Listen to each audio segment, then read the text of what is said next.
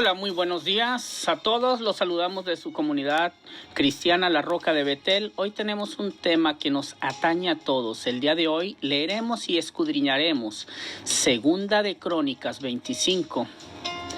Y asimismo te pedimos, Padre nuestro, pedimos de tu absoluta presencia y que seas tú quitándonos ese velo de los ojos y que permitas que veamos claramente en nuestro espíritu, alma, tu presencia y que arraigues tu palabra en nuestro corazón para así ponerla en práctica. Señor, te damos gracias, Señor, por esta palabra y te pedimos que seas tú en cada uno de nosotros y que seas infinitamente, Señor, como lo que tú eres, amoroso con cada uno de nosotros. Bueno, mis hermanos, damos inicio. En esta ocasión hablaremos otra vez de otro reinado, que es el de Amasías gobierna sobre Judá. Amasías tenía 25 años cuando subió al trono y reinó en Jerusalén, 29 años. Su madre se llamaba Joadín y era de Jerusalén. Amasías hizo lo que era agradable a los ojos del Señor, pero no de todo corazón. Cuando Amasías se afianzó en el trono, ejecutó a los oficiales que habían asesinado a su padre. Sin embargo, no mató a los hijos de los asesinos porque obedeció el mandato del Señor que Moisés había escrito en el libro de la ley. Los padres no deben de morir por los pecados de los hijos, ni los hijos deben de morir por los pecados de los padres. Los que merezcan la muerte serán ejecutados por sus propios delitos. Después, Amasías organizó al ejército y designó generales y capitanes para todo Judá, y Benjamín hizo un censo y descubrió que tenía un ejército de 300,000 soldados selectos, hombres de 20 años o más, todos entrenados en el uso de la lanza y el escudo. También pagó alrededor de 3,400 kilos de plata para contratar de Israel 100,000 hombres de guerra con experiencia. Entonces un hombre de Dios se presentó ante él y le dijo: Su Majestad, no contrate tropas de Israel, porque el Señor no está con Israel. Él no ayudará a esa gente de Efraín. Si usted permite que ellos vayan a la batalla junto con sus tropas, ustedes serán derrotados por el enemigo, sin importar que también peleen.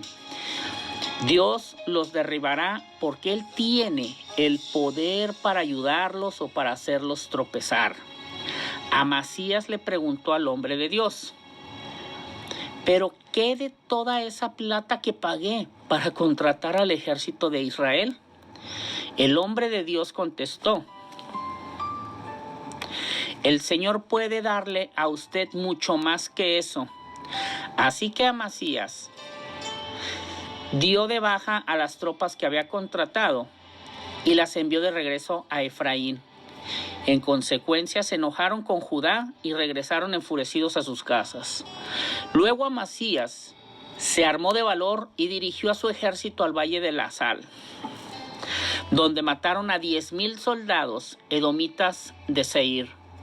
Capturaron a otros 10,000, los llevaron hasta el borde de un precipicio y desde allí los despeñaron. Al caer sobre las rocas abajo, se hicieron pedazos.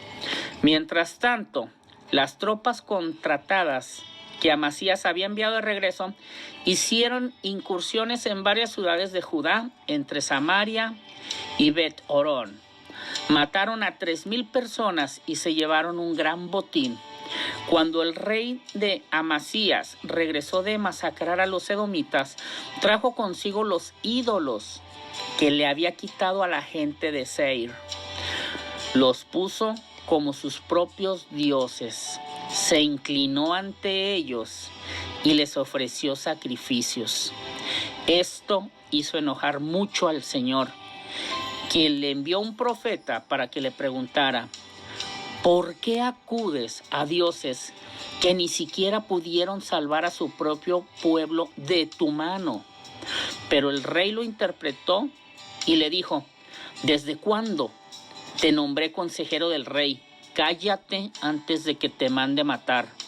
El profeta no insistió más, pero hizo esta advertencia: yo sé que Dios ha decidido destruirte porque has hecho esto y te negaste a aceptar mi consejo.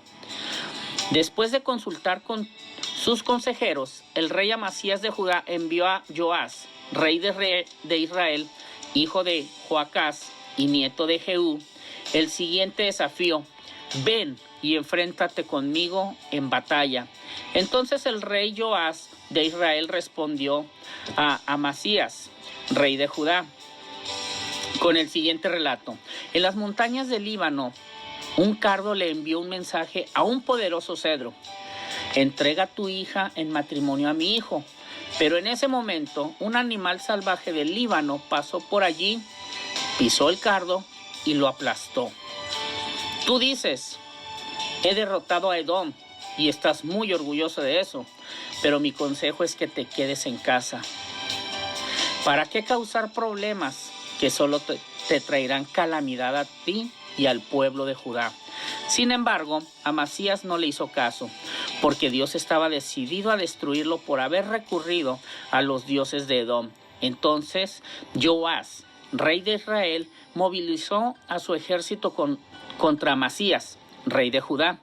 Los dos ejércitos se pusieron en pie de guerra en Bet-Semes, en Judá. El ejército de Israel venció de manera aplastante a Judá, y sus soldados se dispersaron y huyeron a sus casas.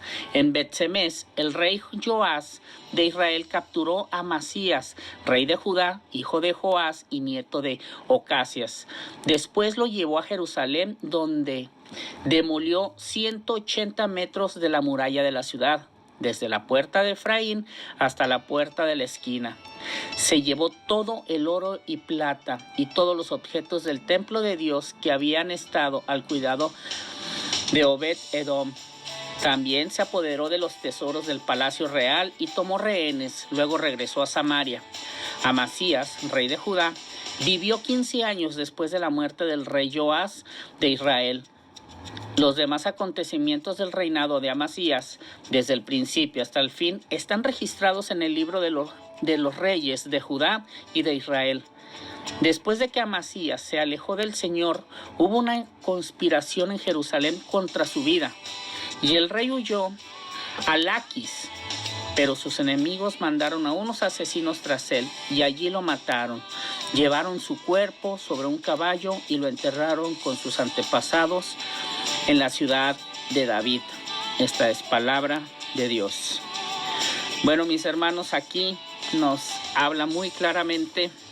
Es por ello que les comenté desde un principio que hoy tenemos un tema que nos atañe a todos.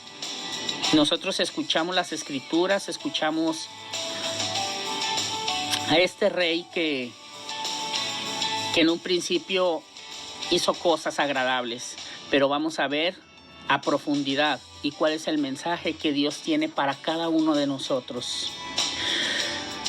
Como les digo, vemos otro rey que inicialmente obedeció la voz de Dios, hizo lo bueno ante los ojos de Dios, hizo lo recto ante los ojos de Dios, pero no de corazón perfecto. Su corazón no era perfecto, no era agradable para con Dios. El rey desobedece la voz del profeta de no ir con Israel a la batalla.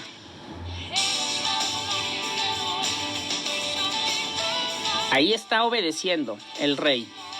Él escuchó la voz del profeta de no ir con Israel a la batalla contra Edom, porque Dios no estaba con Israel e iban a perder.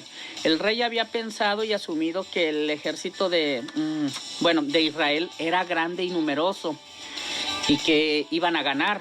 Pero esto no se refiere a realmente a estrategias, no se trata de poder, no se trata de cantidad ni de mejor ejército. Simplemente se trata de Dios.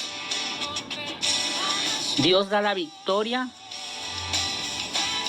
y a quien se la da obtiene la victoria. y a quien no se la da, obviamente pierde. Eso era algo que él tenía que entender. Y eso ya lo habían visto más de una vez. Al igual como nosotros lo hemos visto más de una vez en nuestras vidas y aún así no obedecemos. Después va a la batalla, obedece la voz del profeta, pero ya estando ahí, recuerden que toma los dioses de los sedomitas y el rey va y les rinde tributos y le quema incienso. Como para si eso no encendiera, imagínense, la ira de Dios. Y Dios le envía a decir con el profeta: ¿qué te pasa? ¿Qué te pasó? ¿Por qué tomaste esos ídolos, esos dioses que ni te libraron y ni te sacaron a ti? Y él se enoja contra el profeta y le dice, recuerden lo que le dice, que quién te ha nombrado consejero del rey. Y recuerden lo que le dice, y es mejor que te vayas de una vez antes de que te mande ejecutar.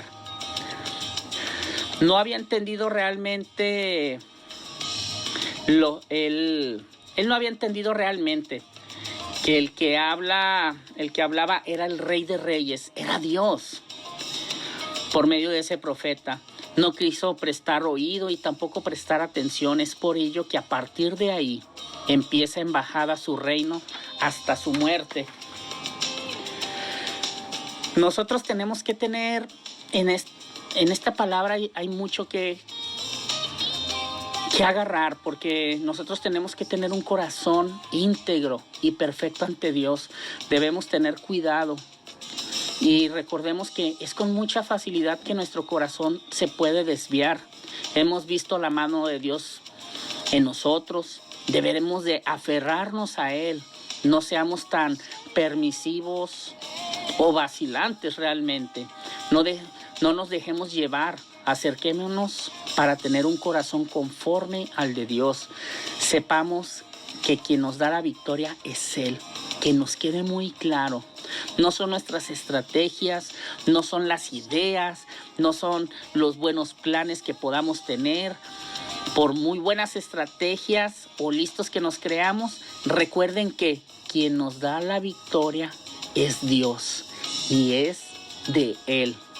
Es bueno que nos preparemos y hagamos las cosas bien, sí, claro, pero siempre, siempre dependiendo de Dios. Recuerden, hay una parte en el versículo 8 que me llama muchísimo la atención, que dice, recuerden en el versículo, como decía, hay una afirmación muy importante y que nos muestra un poco quién es nuestro Dios. Y está escrito lo siguiente: Dios tiene fuerza para ayudar y hacer caer. Esta afirmación retrata dos temas fundamentales de las Escrituras. Es la bondad de Dios y la justicia divina. Y siempre resulta en disciplina o castigo. Por ser esencialmente bondadoso, Dios es capaz de auxiliarnos en nuestras necesidades. Y por rechazar la injusticia, Él es capaz de disciplinarnos. Él puede ayudar a todos aquellos que reconocen su necesidad y dependencia de Él. Tenemos un Padre amoroso y soberano y estamos tan cerca de Él que es solo cuestión de abrir nuestro corazón y que nos sane. Yo les doy gracias por su atención y más que nada, yo le doy gracias a Dios porque sé que esta palabra se volverá vida en cada uno de nosotros. Que no se nos olvide que tenemos un Rey soberano, un Rey amoroso, pero también debemos de ser leales. Mi pregunta para ti, y esa misma pregunta me la hice yo: ¿cuáles son los dioses por los cuales tú te arrodillas? ¿El dinero? ¿Tu trabajo? ¿Tu posición económica? ¿Tus hijos? ¿Los idolatras? a tu esposo o a tu esposa. Recordemos esto. Demos el primer lugar a Dios. Busquemos su reino y su justicia. Y recordemos lo que dice la palabra. Y todo lo demás vendrá por añadidura. Dios los bendiga, mis hermanos, y nos vemos en la siguiente. Y gracias. Bendiciones.